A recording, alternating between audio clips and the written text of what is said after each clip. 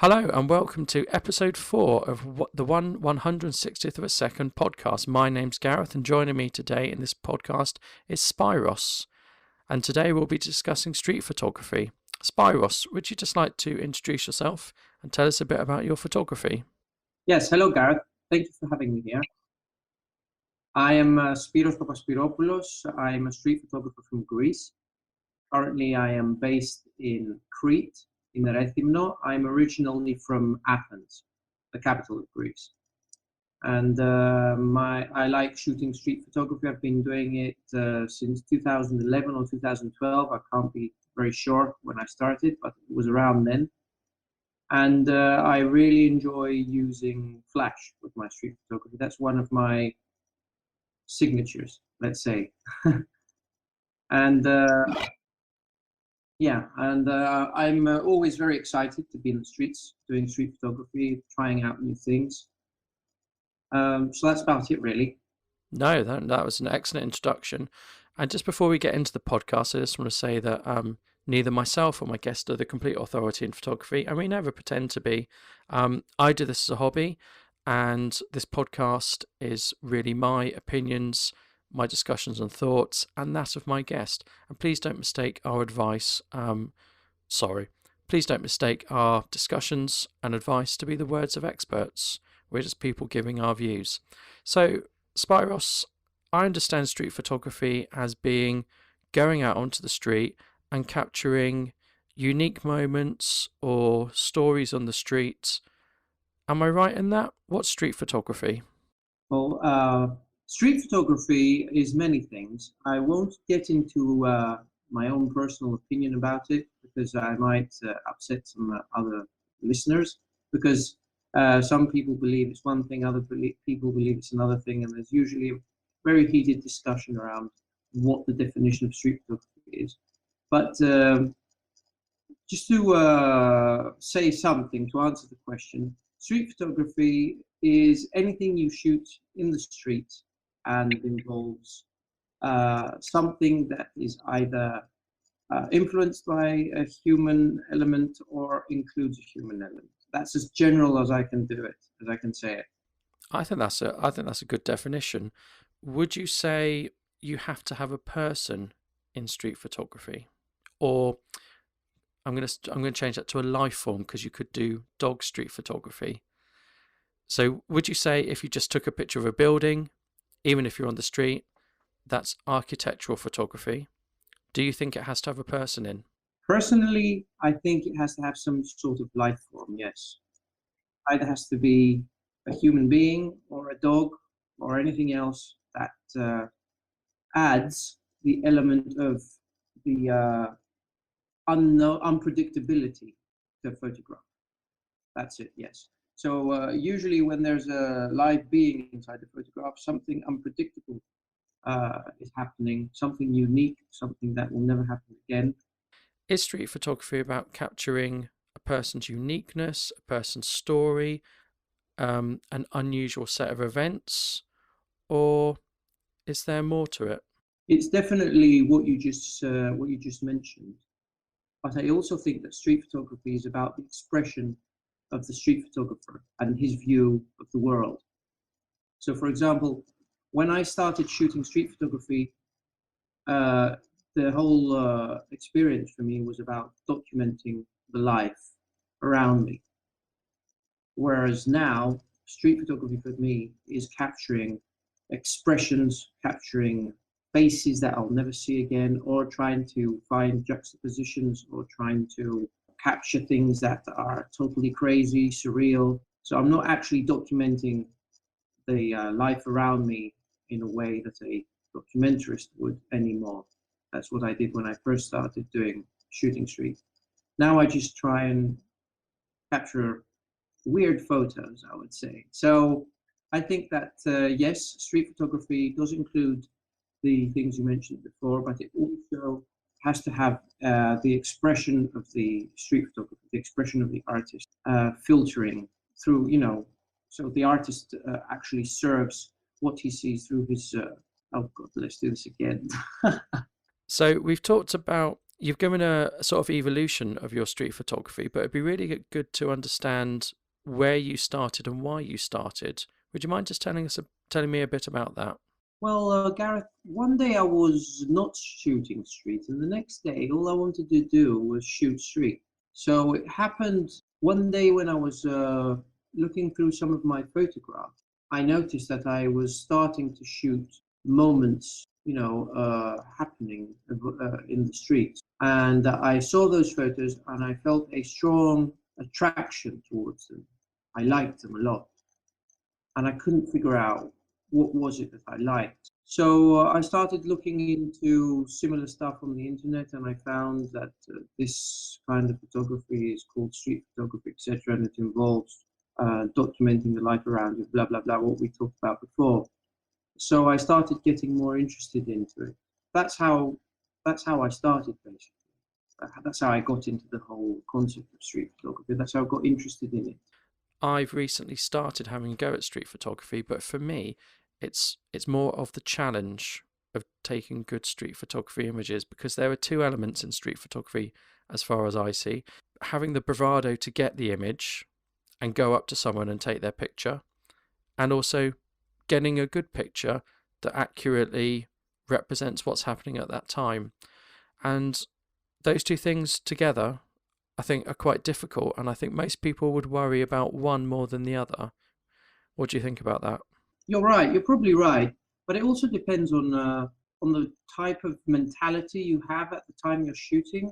There are times when I worry about one more than the other, and the other way around other days. And there are times when I don't worry about either.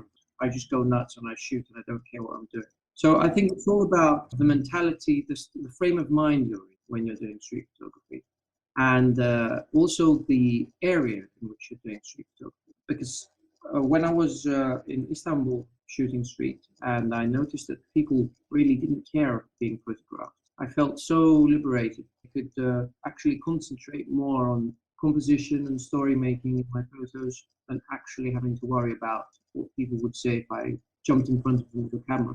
But when I shoot here in Crete, kind of the opposite. Okay, Cretans don't complain or shout at you or anything like that, but they do look at you until you've got to the moment of, to take the photograph. They follow you with their eyes as if they know that you're going to take their photograph. That doesn't happen always, but I've felt it many times. So when I shoot here in Crete, I am more concerned about getting the nerve to take the photograph. Even if I've been shooting for so many years, that's a feeling that never goes away. It just gets a bit easier. You learn how to put it on the back of your head. It's always there. Whereas when you're in another area where things are much more relaxed concerning photography, you think of making a photo with story, making a photo with good composition. You kind of move the element of worrying about the people out of your system completely. I was going to say, I think sadly in the UK where I live, people are very sensitive, and you get varying sensitivity. I think in a big city, people are a little bit more tolerant, but sort of in a town or out in the village, people are a bit more wary of you if you're going around with a camera. But I have noticed using a small camera or using the secret weapon of a smartphone, people are so used to seeing that and people getting their smartphone out that they don't really bat an eyelid. And it's quite liberating just to use your smartphone or a compact camera. Much better than just using a big DSLR or a big, what people view to be a professional camera. So in terms of kit, ironically, in most photography, bigger is better, but in street photography, definitely smaller, I find is much better. Speaking of that, what equipment do you use, if you don't mind me asking? Yeah, first of all, I totally agree with smaller is better in street photography. Secondly, I use a Fuji X Pro 1 with the 18 lens, the prime lens, and I also use the Ricoh GR. So I have compact system, but that changes a bit when I use my flash with my X Pro, because my flash is quite big, and also I flash people, so I can't really be discreet when I'm using that combination. But when I'm using the Ricoh GR without flash, stealth mode, then people rarely ever notice. It's so quiet. Interesting, I've got the Ricoh GR, and I find even with that, I get noticed. Recently in the UK, we had one of the hottest days in June for maybe 40, 45 years. And I went to my closest city, which is Milton Keynes, and they were having a celebration because it was 50 years old. And on the hottest day in June, of temperatures around 35 degrees, they had people there dressed up in historical outfits with wigs on and completely inappropriate for the temperature. And I just happened to have my Ricoh GR with me, and I got it out and I took a few, and I got low, and I got some really good ones of some ice cream vans. And no one really batted an eyelid, but they knew I was there. That was quite a good sort of tester into street photography, because people associate those sort of events with people taking pictures, and people don't mind. People would quite happily posed if I didn't know I was there. But your more everyday person who isn't expecting to be photographed and isn't at a sort of convention where there are lots of photographs would really struggle, I think, in the UK. So there are some strategies that I think you can use, and one is maybe taking the picture and going to them and telling them and explaining, I've took your picture because I think you look really different, or that sort of thing, or I hope you don't mind, I took your picture, or just running away. Those are some strategies I use, or just not being detected to begin with. But are there any strategies you use, or are you fully candid in your approach? I am 99% candid, and if I'm detected, I just smile and say thank you. And if anyone wants further explanation, I explain. But usually, just a smile and a thank you is plenty. I just walk away afterwards, and no harm done. The best advice I could give anyone who's doing street photography when they're approaching someone is stay stealthy, and if they're caught, just smile and say thank you. That usually solves 90% of your problems, of your confrontation. And what's the worst confrontation you've had, if you don't mind me asking? Yeah, I still remember that one.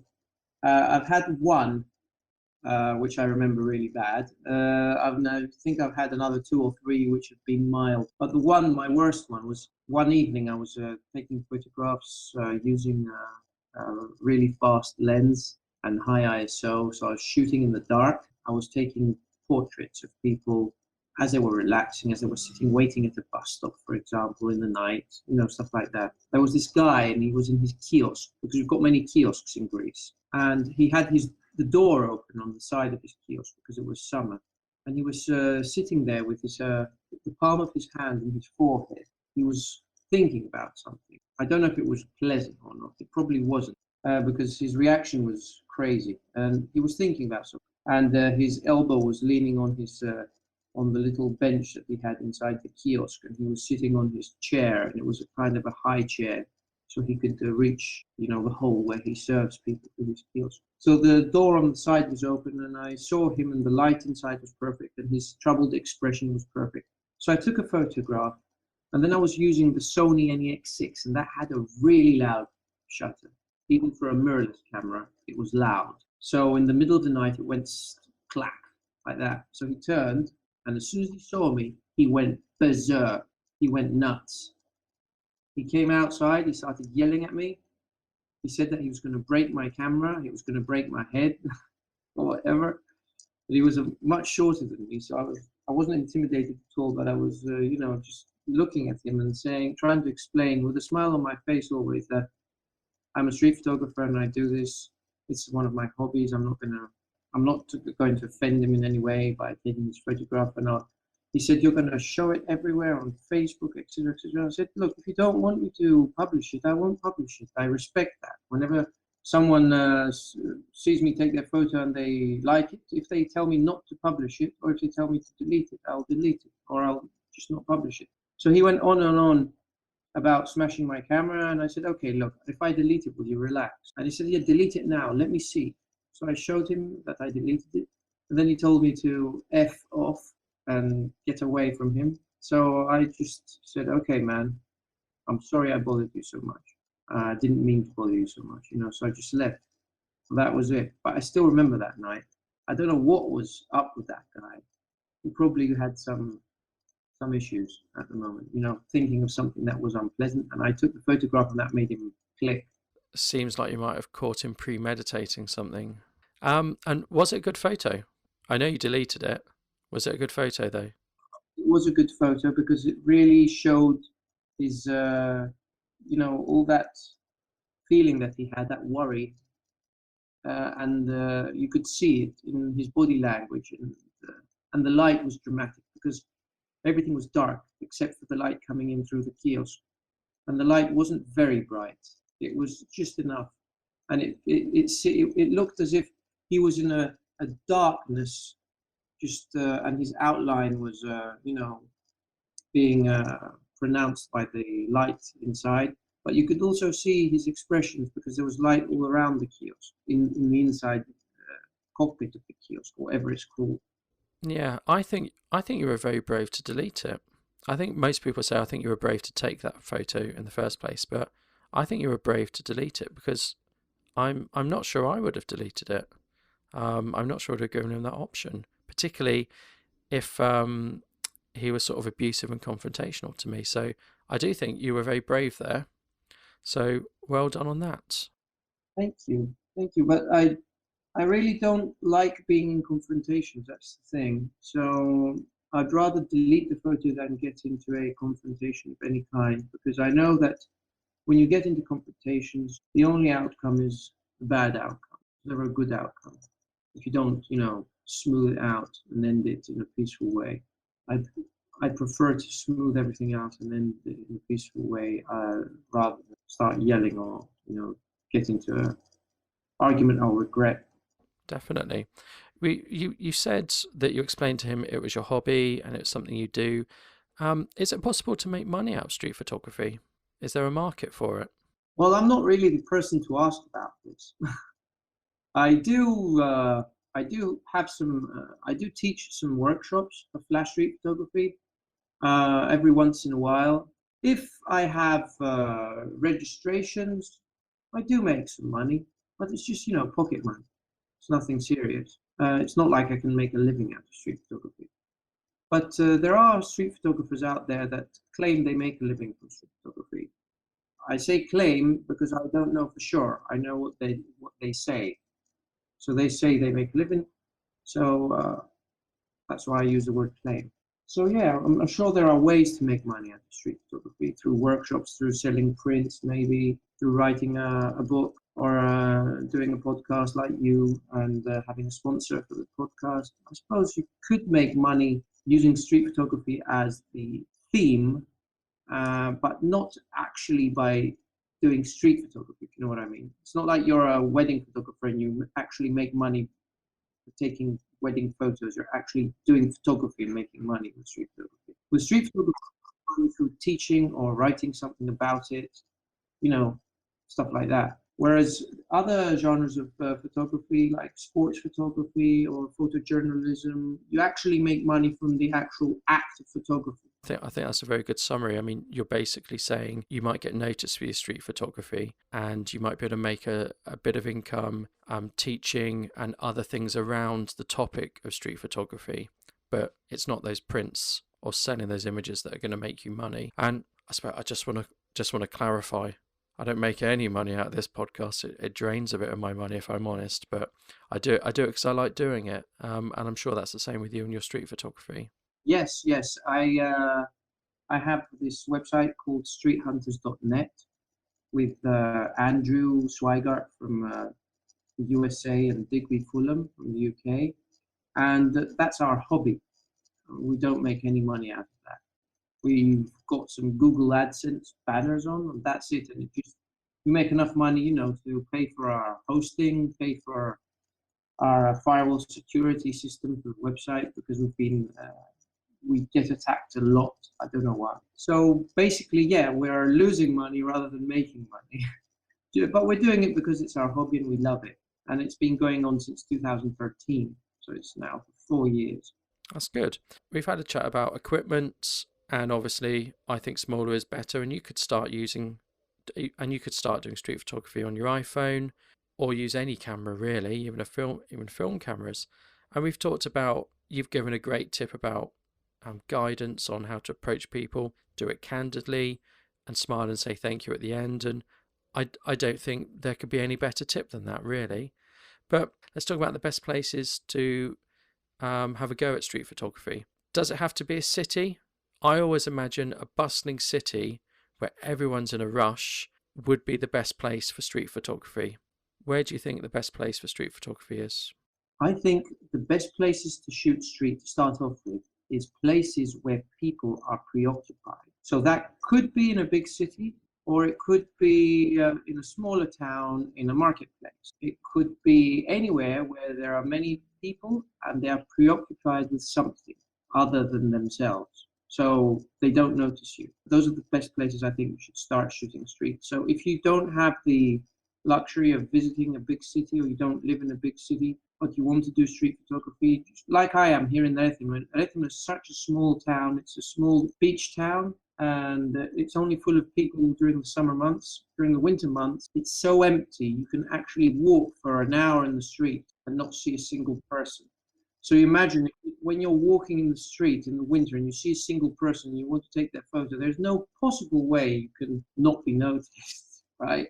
So the only thing to do then is to go to places that have people gather, such as markets or the basketball court, places where there are many people and they're talking to each other, or they're doing something, they're exchanging things or whatever, they're trading. So they don't have their minds focused on what's happening around them. And then you can sneak in and grab a few photos. But otherwise, if you're close to a big city or you live in a big city, then you're very lucky. If you're close to a big city, it's always worth jumping on a train or a bus and visiting.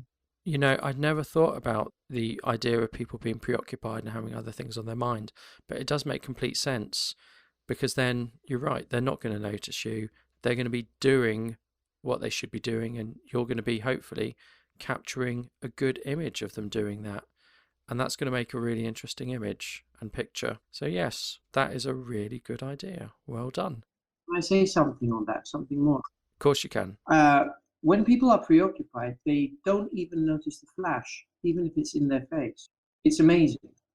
I have made photographs of people, because sometimes I record my photography with a action cam just to study it later, or to use it to make a street hunt video for our YouTube channel. And I look at the footage unedited, and I flash people in their faces and they don't flinch. I mean, they don't notice a thing. It's amazing. And I put a big massive flash and it just goes wow, bam in their faces. And they don't notice it because they're preoccupied. So being preoccupied is very important if you want to get away with street photography. Not for you, for the subject. I think it sounds like it's almost essential, particularly if you're using flash. It does sound essential, because you don't want people to look up from what they're doing and stop and pull a silly smile because they know they're being photographed. That ruins it. Yes, it does. So in street photography, from what I've seen and what I've had a go at, there are several things. There's the story, there's the character, and there's the composition, and getting things in focus and not having blur, etc. And getting all those things right can be quite a challenge. And I can imagine getting a good street photography image would appeal to a photographer. They might look at that and think, that's a good image, look at that composition, wow, that was challenging to get it just right. And they might appreciate it on a technical level. But how do people who aren't photographers appreciate street photography, if they even do?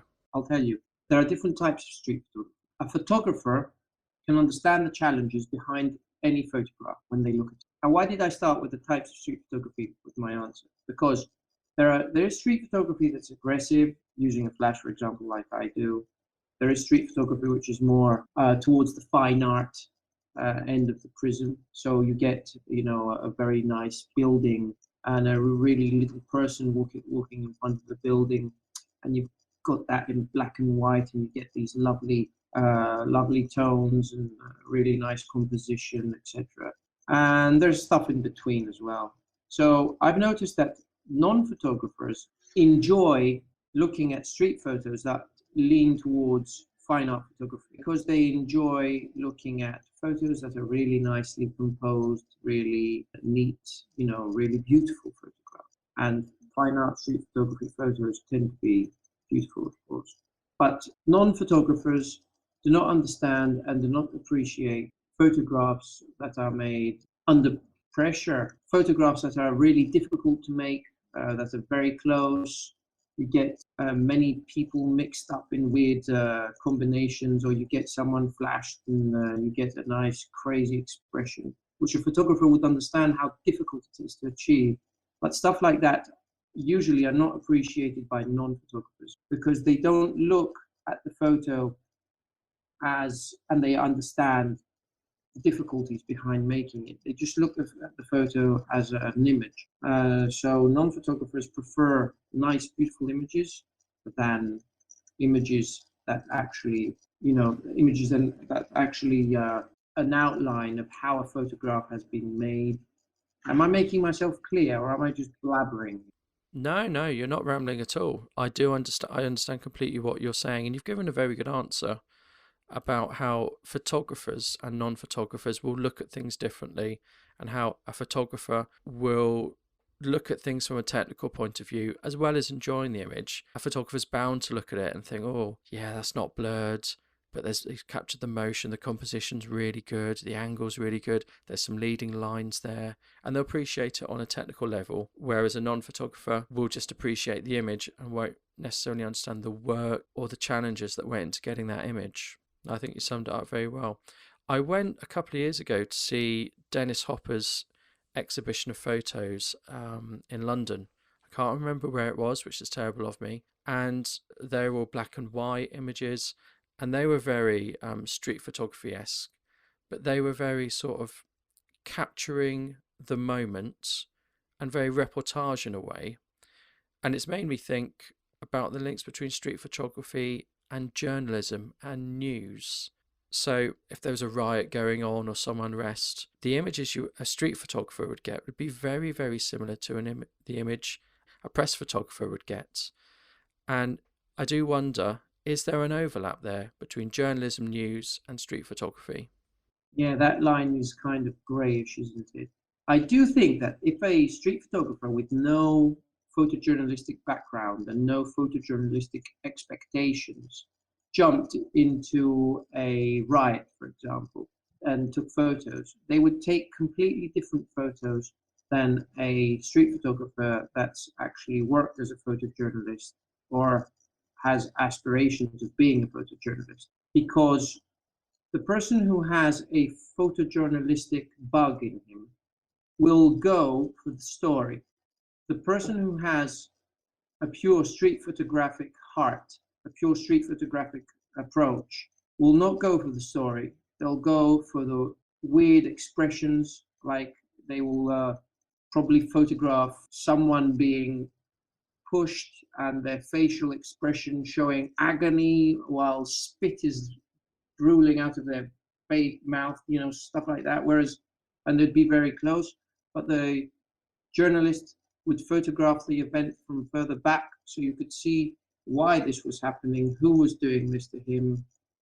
He would give a much more deeper story and deeper explanation to the whole event. I think the street photographer would get closer and photograph little pieces of the whole puzzle, so to speak, just to satisfy his need to capture surreal and weird moments. Sorry, I was going to say, we have an expression here in England, and maybe it's not that well known in England actually, pie in the face. And it means it's got to be obvious, like when a clown or someone of that ilk throws a pie in your face, you know it's happened. And I guess with journalism and news, when you see an image, it has to know, the viewer has to know what the image is about. So we're talking about a riot. Someone would have to look at that and say, oh, that's a riot. That is a riot. There's a riot going on.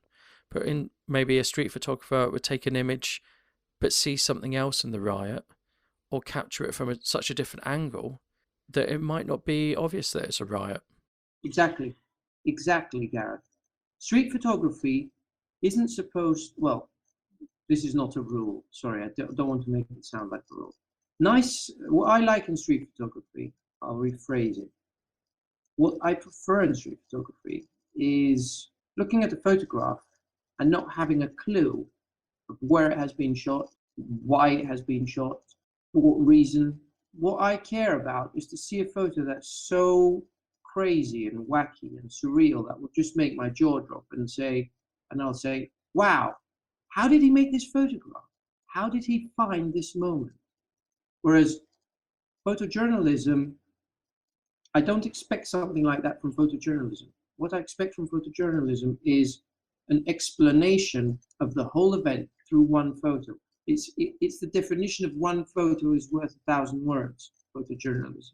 I think you're spot on there. We've talked about sort of an unpleasant situation you went through before. I walked past some really interesting characters once, and I sort of held my small camera up and did a quick take, and they shouted at me, "There's no photography here! It says no photography!" And I sort of went past and took a few more pictures to make it look like I was taking a picture of something else.